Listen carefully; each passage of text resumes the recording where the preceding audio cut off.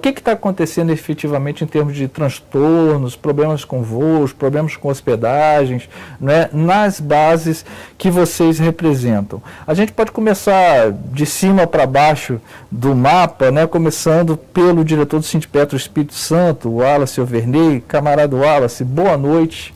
Obrigado mesmo por você estar aí. Como é que está essa situação no Espírito Santo? Primeiro, boa noite a todos e a todas e a todos. Muito obrigado por poder estar participando aqui desse programa e poder conversar com toda a categoria sobre os problemas que afligem o Espírito Santo.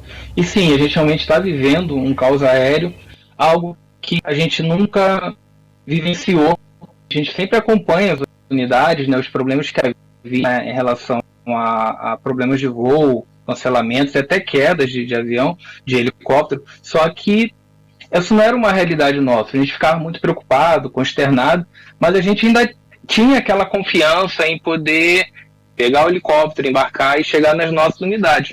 Só que nesses últimos anos, principalmente nesses últimos 2 anos, essa realidade ela acabou se alterando, né? A gente começa a ter cancelamentos de voos excessivos, a gente começa a ter atrasos de voo, inclusive com uma vez um trabalhador, um petroleiro, falou pra gente que eles tiveram a audácia de falar que vamos justificar esse atraso de voo como se fosse a culpa do sindicato, quando a gente nem tinha atrapalhado o briefing deles. Então, assim, é uma situação que a gente tem passado, né? E isso já está começando a ficar cada vez mais preocupante, porque agora, recentemente, no dia 27/1, a gente teve um problema sério no helicóptero da Líder, a S-76, onde ela, no desembarque dos petroleiros, quando ela foi, o trem de pouso acabou travando na hora que ela foi pousar. Quando a gente olha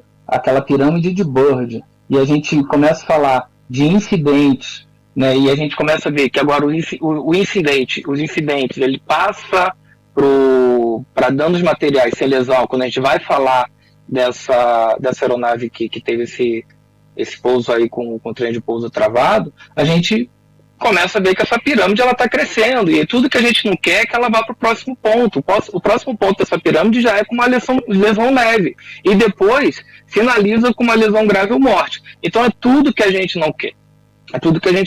Então é isso que a gente está vivendo, com os trabalhadores com medo, preocupados. Às vezes eles chegam para embarcar, ficam lá 3, 4 horas, não conseguem fazer o embarque, tem um voo cancelado. Então, assim, imagina todo o transtorno que esses trabalhadores na hora de embarcar passam.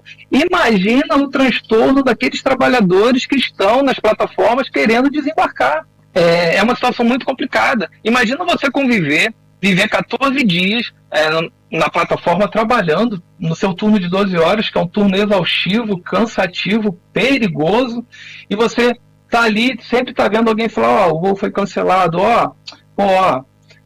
teve problema no helicóptero, o voo vai atrasar. Então, assim, o trabalhador que tem que ter o foco ali na sua área de trabalho, ele acaba perdendo esse foco, e aí a gente gera um outro problema, que é o risco também do quê? De gerar incidentes ou acidentes graves dentro da área de trabalho.